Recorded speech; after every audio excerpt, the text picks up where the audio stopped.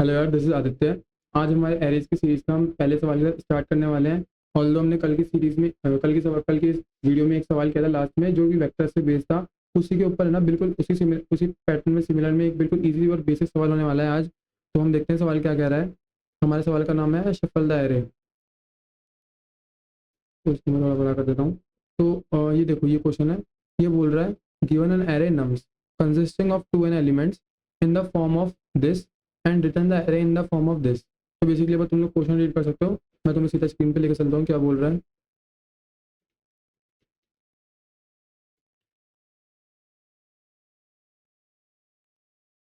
ठीक है, ये हमारा सवाल है। ये बोल रहा है तुमको एक एरे दिया हुआ होगा, लेट्स से नम्स।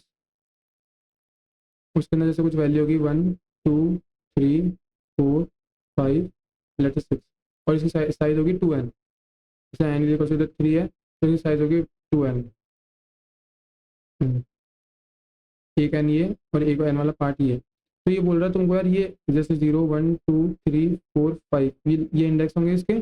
और तुमको ये फर्स्ट एलिमेंट इसको तुम बुलाओगे x1, इसको बुलाओगे x2, इसको बुलाओगे x3, फिर इसको बुलाओगे y1, इसको बुलाओगे y2, इसको बुलाओगे y3।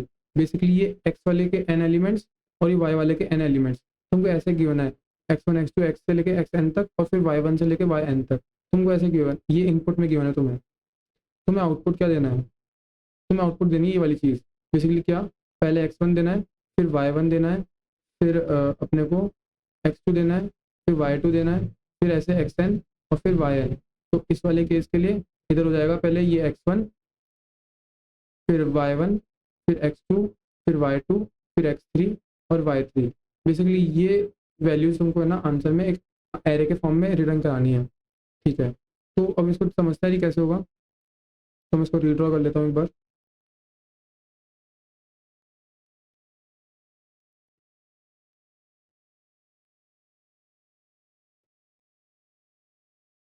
1 2 3। ठीक है, तो ये हमारा एरे है। तो यार देखो, हम पहले एन एलिमेंट्स को देखते हैं, पहले एन एलिमेंट्स को। तो जब हम आई इक्वल टू जीरो पे होंगे, मतलब जब हमारा index i equal to zero पे होगा, तो हम सिमिलर टाइम पे जब पहले तो इस वैल्यू को एक्सेस करना चाहते थे। लेट्स हमने एक नया आंसर एरे बना लिया जिसकी साइज फिर से 2n ही है। एक सेकेंड।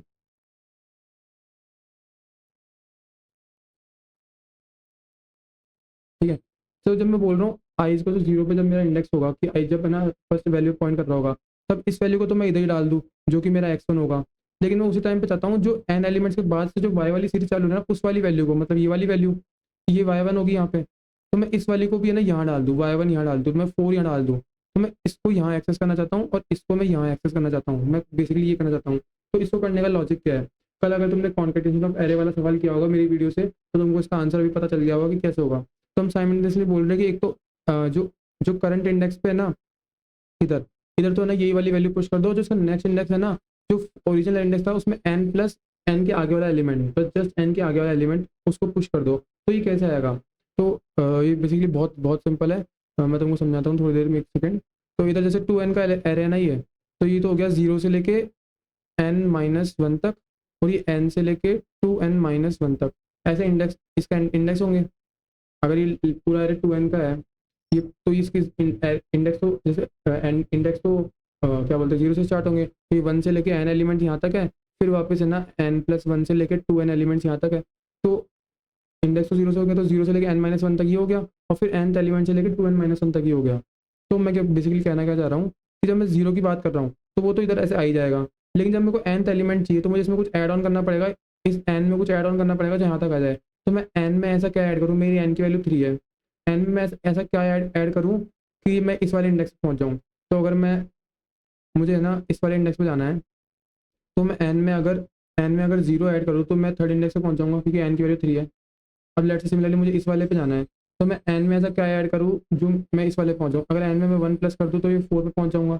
और इसकी मैं बात करूँ तो n में अगर मैं 2 ऐड कर दूँ तो मैं इस वाले इंडेक्स पे आ जाऊँगा। तो बेसिकली देख रहे हो, जो मेरी आई है ना, आई पहले आई जीरो पे था, तो n में आई ऐड करने पे मैं इस पे पहुँच गया। जब n में मैंने इस वाले आई को ऐड किया तो मैं वो यहाँ पहुँच गया। जब मैं वापस n में मैंने इस वाले आई को ऐड किया तो मैं इसको यहाँ पहुँच गया, वो यहाँ पे समझ में आ रहा है ना। सॉरी, बेसिकली यहाँ नहीं होगा, यहाँ होगा, वो अभी समझाता हूँ। तो मैं इस वाले इंडेक्स को ऐसे कैसे एक्सेस कर पा रहा हूँ, n प्लस ये वाला आई। इसके लिए एन प्लस ये वाला आई, और इस वाले ब्लॉक के लिए एन प्लस ये वाला आई। तो ये वाली चीज़ समझ में आ रही है सर, यही हमारे इस कोड का सॉल्यूशन है। मैं वो कोड लिख के दिखाता हूँ, फिर ड्राई रन करते हैं एक बार।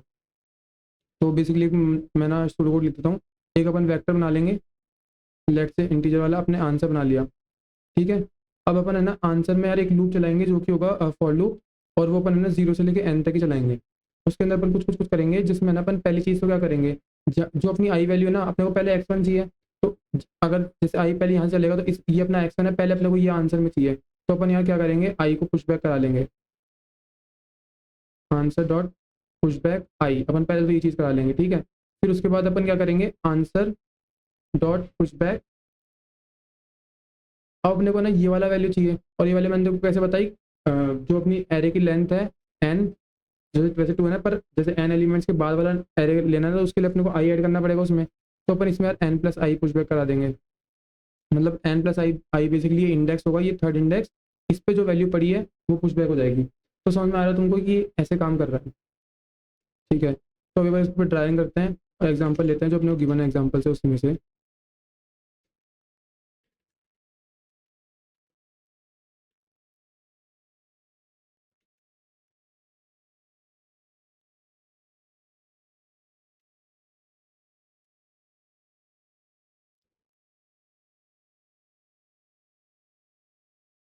ठीक है, तो मुझे ये वाला एरे गिवन है, बना लेता हूँ फटाफट। 2 5 1 3 4 7, 0 1 2 3 4 5। बेसिकली एन यहाँ पे भी 6 है, सॉरी एन यहाँ पे 3 है, 2n यहाँ पे 6 है, ठीक है। तो ये फर्स्ट एन एलिमेंट्स, और फिर ये एन एलिमेंट्स। तो मेरे लॉजिक के हिसाब से मैं पहले आंसर वाला वेक्टर बना लूँगा, फटाफट बना लेता हूँ।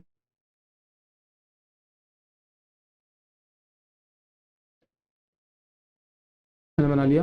अब मैं पहले तो है ना, अब लूप लगा रहा हूँ मैं आई इक्वल टू 0 से। तो जब आई, और ये लूप चलेगा आई इक्वल टू 0 से आई लेस देन अपना चलेगा ये 3 तक, एन की वैल्यू 3 है, 3 तक लूप चलेगा। तो जब आई इक्वल टू 0 पे है, ये 0 पे है, तो क्या होगा, पहले तो ये वाली वैल्यू इधर पुश हो जाएगी, ये वाली वैल्यू x1, इधर 2 आ जाएगा, ये 2 पुश बैक हो गया, ठीक है। और बेसिकली नम्स ऑफ आई और नम्स ऑफ एन प्लस आई होगा ही, नम्स ऑफ एन प्लस आई होगा, पर इंडेक्स पुश नहीं कर रहे, वैल्यू पुश कर रहे हैं, ठीक है ना। तो वैसे ही नम्स ऑफ आई होगा, ये आई की जगह ये होगा, इसकी जगह होगा, ये तो बेसिकली इंडेक्स बता रहा है, और ये पूरा उस एरे के पे उस पर्टिकुलर इंडेक्स की वैल्यू, ठीक है। तो जब मैं nums of I N plus I ले पुश करूँगा, तो ये मेरा एन है 3, मेरा एन 3 और आई की वैल्यू 0 है, तो 3 + 0 ये थर्ड वाले इंडेक्स पे जाएगा, और इसकी वैल्यू को यहाँ डाल देगा, ये 3। सिमिलरली यार ये 5, मैं कलर चेंज कर देता हूँ, 5 वाली वैल्यू यहाँ जाएगी, क्योंकि जब आई को 0 के लिए 1 के लिए चलेगा, तो आई की वैल्यू यहाँ जाएगी 5। और जब मैं 1 + n करूँगा, 1 + 3 4, और सॉरी 1 + n यानी 1 + 3 यहाँ 4, तो वो यहाँ पे आ जाएगा, तो ये फोर्थ वाली वैल्यू यहाँ जाएगी। और जब मैं ना ऐसे ही सिमिलरली करूँगा, आई को 2 के लिए लूप चलाऊँगा, तो ये वाली वैल्यू इधर आ जाएगी। और फिर जब अपन 1 + 3 करेंगे, सॉरी 2 + 3 करेंगे, तो ये 5 वाली वैल्यू इधर आ जाएगी, तो ये 7 आ जाएगा और ये 1 आ जाएगा। फिर हमारा आंसर ऐसे आएगा, ये आ रहा है 2 3 5 4 1, सॉरी 2 3 5 4 1 7, और यार 2 5 1 7, जहाँ पे ये x1 है, ये y1 है, ये x2 है, ये y2 है, ये x3 है, और ये y3 है। तो ये हमारा आउटपुट आ रहा है, तो हमारा ड्राई रन तो काम कर रहा है। अगर कोड करके देख लेते हैं, क्या पता कोड में कुछ गड़बड़ आ जाए। तो जैसे जैसे मैंने स्टेप्स बताए थे, वैसे वैसे अपन कोड करते हैं। वेक्टर ऑफ इंट, लेट से आंसर बोल लेता हूँ इसको, वेक्टर ऑफ इंट, और मैं इसमें फॉर लूप चला रहा हूँ एक, for int i is equals to, sorry i is equals to 0, i less than n, और बेसिकली एन अपने को यहाँ पे गिवन है ही, आई प्लस प्लस। और अब मैं इसमें लूप चला रहा हूँ, एक सेकंड।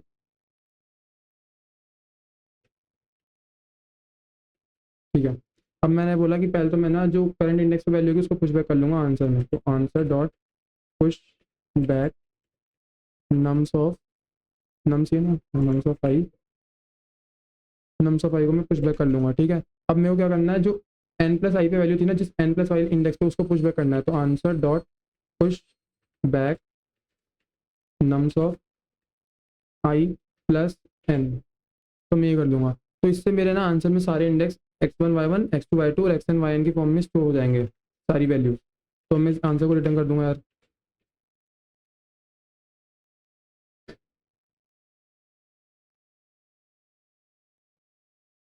अच्छा सॉरी, ब्रैकेट। फिर हमारा कोर्स कर रहा है काम, एक बार सबमिट करके देख लेते हैं। तो ये रन कर रहा है, इसकी पोस्टीरियर टाइम कॉम्प्लेक्सिटी 2 आ रही है। अब इसकी प्रायर टाइम कॉम्प्लेक्सिटी अपन देख लेते हैं क्या होगी। अगर तुम्हें समझ में नहीं आ रहा है क्या बोल रहा है मैंने, तो तुम मेरी टाइम कॉम्प्लेक्सिटी वाली वीडियो देखो।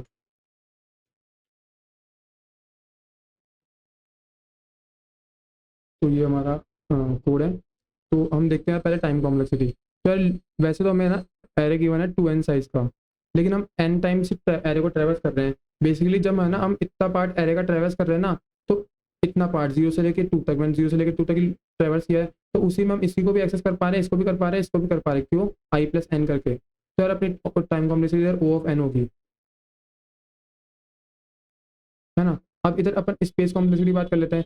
तो यार स्पेस कॉम्प्लेक्सिटी जो इस एरे की होगी ना, वही सेम इस एरे की भी स्पेस कॉम्प्लेक्सिटी होगी। क्यों? क्योंकि अपन है ना एरे को बस जस्ट शफल कर रहे हैं, वैल्यूज को इधर उधर कर रहे हैं, अपन कोई कम ज़्यादा तो कर रहे नहीं है। तो इसकी स्पेस कॉम्प्लेक्सिटी जो अपनी नम्स वाली की एरे की बेसिकली 2n एलिमेंट्स है, तो ओ ऑफ 2n एलिमेंट्स उसके अंदर स्टोर है, तो इसकी भी वही होगी। जैसे इसको तुम ओ ऑफ एन ही बोल सकते हो, टू कॉन्स्टेंट है। तो मतलब इसकी स्पेस और टाइम कॉम्प्लेक्सिटी दोनों ओ ऑफ एन है। और ओ ऑफ एन तो यार लगेगी ही लगेगी, क्योंकि अपने को एरे को एक बार ट्रेवर्स करना ही पड़ेगा, इसके अलावा कोई चांस नहीं है। तो इसी इसका बेस्ट सॉल्यूशन है। तो यार इसी के साथ इतना ही था इस वीडियो में। Thank you for watching this video, bye.